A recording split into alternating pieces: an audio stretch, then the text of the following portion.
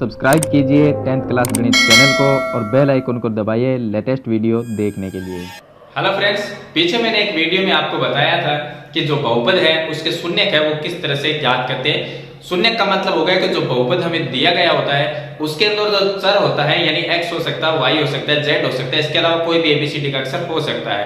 तो उस चर का हमने मान ज्ञात किया था, तो उसको हम क्या कहते हैं कि बहुपद के हमने शून्य ज्ञात किए थे। आज इस वीडियो में हम सीखेंगे कि जो हमारे पास में शून्यक होते हैं उनसे वापस बहुपद है वो किस तरह से बनाया जाता है। तो कंप्लीट प्रोसेस इस वीडियो में हम सीखेंगे। बनाना काफी सिंपल है, तो आप वीडियो को लाइक कर दीजिए और चैनल को सब्सक्राइब कर लीजिए ताकि ऐसे ही वीडियो आपको आगे भी मिलती रहे।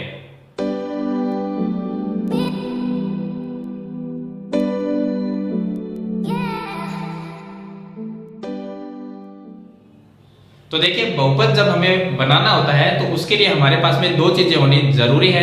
बहुपद के शून्यक जो है वो हमारे पास में होने जरूरी है। यानी एक तो हमें दिया गया होगा कि जो बहुपद है उसके शून्यांकों का योग और दूसरे दिया होगा शून्यांकों का गुणनफल। अब शून्यांकों का जो योग है वो होता है अल्फा प्लस बीटा, यानी जो शून्यक है उसको हम अल्फा बीटा के रूप में मानते हैं। तो अल्फा प्लस बीटा का मतलब हो गया कि ये शून्य जो बहुपद है उसके शून्यांकों का योगफल, और अल्फा गुणा बीटा का मतलब हो गया शून्यांकों का गुणनफल। दो चीज आपको प्रश्न में मिलेगी जिससे हम एक बहुपद है वो बनाना सीखेंगे। तो देखिए, इस क्वेश्चन के अंदर भी मैंने यहाँ पर तीन शून्य इसके लिए हैं। हम ये मान लेते हैं, पहला है 1/4 माइनस 1, दूसरा है √2 1/3 और तीसरा है 0 और √5। अब बहुपद बनाना है हमें, यानी एक द्विघात बहुपद बनाना हम सीख रहे हैं। तो उसके लिए हमारे पास में द्विघात बहुपद किस रूप का होता है, वो होता है ax² प्लस में bx प्लस c। इस टाइप का एक द्विघात बहुपद होता है। अगर इसको बनाना है तो उसके लिए a b c इसके मान हमारे पास में होने जरूरी है। अब a b c के मान अगर यहाँ पर हम रख देते हैं तो ये एक द्विघात बहुपद है वो बन जाता है। अब सवाल ये आता है कि जो a b c का मान है वो हम कहाँ से लिखेंगे। तो उसके लिए जो प्रश्न में हमें जो एक दिया गया होता है कि शून्यांकों का योगफल और दूसरा दिया होगा शून्यांकों का गुणनफल, दो चीज हमें दी गई होती है। अब जो बहुपद है उसके शून्यक हम क्या मानेंगे, अल्फा और बीटा मानेंगे। तो इसको हम ये लिखेंगे कि अल्फा प्लस बीटा इसका मान, यानी कि इसका जो योगफल है शून्यांकों का योगफल वो कितना है 1/4। जो पहली संख्या है वो होगा योगफल, दूसरी जो संख्या होगी दूसरा जो शून्यक होगा वो क्या होगा, गुणनफल होगा। तो योगफल क्या है 1/4, तो मैं 1/4 लिख देता हूं। और गुणनफल, गुणनफल का मतलब होगा अल्फा गुणा बीटा। अल्फा और बीटा क्या है, शून्यक है, इनका गुणनफल का मतलब इन दोनों का गुणा। बराबर में हम क्या लिखते हैं, बराबर में इसके लिखेंगे माइनस में 1। माइनस 1 क्यों लिखा, क्योंकि 1/4 है वो शून्यांकों का योगफल है और माइनस 1 है वो शून्यांकों का गुणनफल है। तो यहाँ पर योग की जगह हम अल्फा प्लस बीटा लिखेंगे और गुणनफल की जगह अल्फा गुणा बीटा लिखेंगे। बराबर में जो हमें दिया गया संख्या वो हमने लिख दी, जो शून्य हमें दिए गए हैं। अब आपको ये देखना है कि जो अल्फा प्लस बीटा होता है उसके बराबर हम क्या लिखते हैं, अल्फा प्लस बीटा बराबर होता है -b/a होता है, -b/a ये होता है अल्फा प्लस बीटा बराबर। और अल्फा गुना बीटा इसके बराबर में होता है c/a। अब यहां से हम abc का मान निकालेंगे और यहां पर abc का मान अगर हम रख देंगे तो ये एक द्विघात बहुपद है वो बन जाएगा। इसके लिए देखिए हम क्या करेंगे, a देखिए इसके बट्टे में भी a है और इसके बट्टे में भी a है, लेकिन यहाँ पर बट्टे में कोई संख्या हमारे पास में है नहीं। इसके बट्टे में क्या है 4, यानी a का मान 4 है, लेकिन यहाँ पर a का कोई मान ही नहीं है। तो दोनों को बराबर तो करना पड़ेगा। दोनों को बराबर करने के लिए यहाँ पर 4 है तो इसके बट्टे में भी हम क्या लिखेंगे, 4 ही लिखेंगे। लेकिन जब नीचे हमने 4 लिखा है तो ऊपर भी 4 से गुणा करना पड़ेगा। तो इसके लिए हम क्या करेंगे, गुणा में यहाँ पर हम लिख देंगे इसके 4 लिख दिया।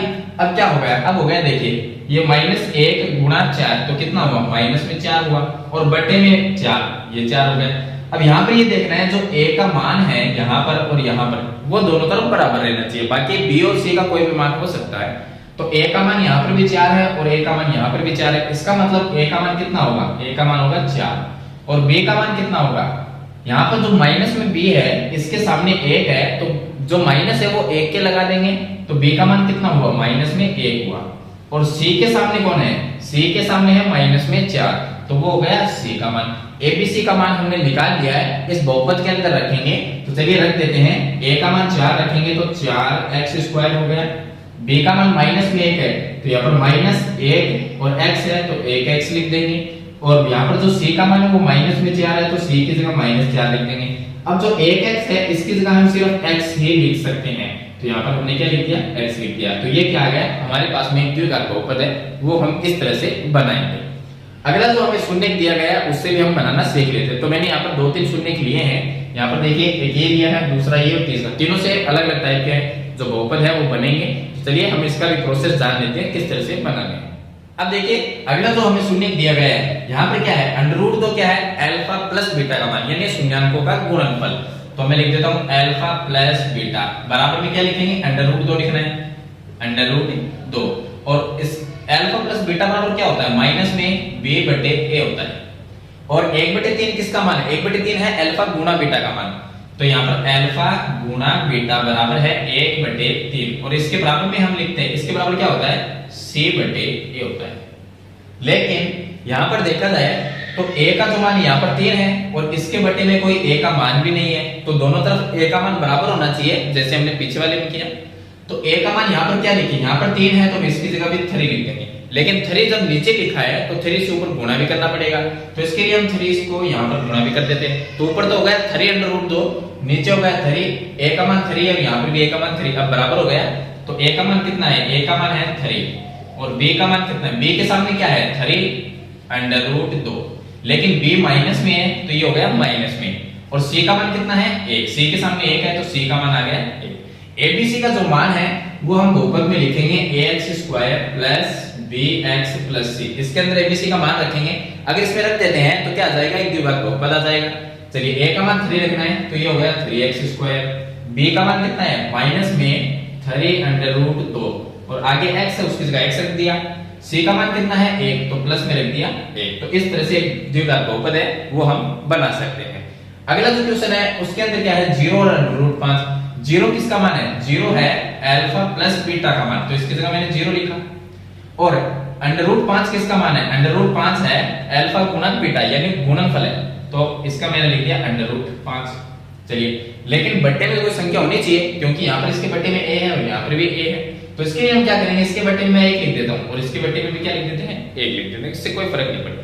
तो यहाँ पर b का मान 0 हो गया, a का मान 1 है और यहाँ पर भी a का मान 1 है। अगर हम 0 में 1 का भाग देंगे क्या आएगा, 0 ही आएगा, और अंडर रूट 5 में 1 का भाग देंगे तो क्या आएगा, रूट 5 ही आएगा, तो इससे कोई फर्क तो पड़ने वाला नहीं है।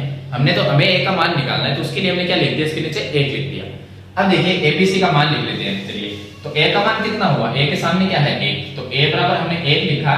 b का मान कितना हो गया, b का मान 0 रहेगा, माइनस में हो या प्लस में हो 0 0 ही रहता है।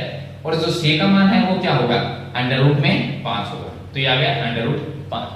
अब abc का मान है वो हम इसके अंदर रख देते हैं। चलिए, a की जगह कितना रखना है, 1 रखना है, तो ये हो गया 1x² और ये हो गया 0, तो यहाँ पर प्लस में 0x और प्लस में c का मान कितना है रूट 5, ये लिख देंगे। अब चलिए, 8x² को हम x² लिख सकते हैं, ये पूरा पद ही 0 हो गया तो इसका कोई मतलब ही नहीं है। उसके बाद में क्या है, प्लस में अंडर रूट 5, तो ये हमारे पास में क्या आ जाएगा, द्विघात बहुपद है वो आ जाएगा। अब द्विघात बहुपद क्या है, जिसकी बड़ी से बड़ी घात 2 हो वो एक द्विघात बहुपद है। तो इस तरह से जो बहुपद है यानी द्विघात जो बहुपद है वो हम शून्य से वापस बना लेते हैं। और जो द्विघात बहुपद दिया गया होता है उसके शून्य ज्ञात करना यानी कि किस तरह से शून्य ज्ञात किए जाते हैं वो पीछे वाली वीडियो मैंने बताया था। अगर वो वीडियो आपको देखनी है तो मैं आपको आई बटन पे उसका लिंक दे दूंगा या इस वीडियो की डिस्क्रिप्शन में जाइए, वहां पर आपको ऑल मैथ्स एक प्लेलिस्ट का लिंक मिलेगा, उसमें जाइए आपको पीछे वाली कंप्लीट वीडियो मिल जाएगी। तो आई होप ये वीडियो आपको अच्छी जरूर लगी होगी, इसे लाइक शेयर जरूर करना। और चैनल पे आप नए हैं तो सब्सक्राइब करना, साथ में घंटी के बटन को जरूर दबाना ताकि ऐसी वीडियो आपको आगे भी मिलती रहे। तो आज की वीडियो में इतना ही, मिलते हैं एक नई वीडियो के साथ, तब तक के लिए थैंक यू।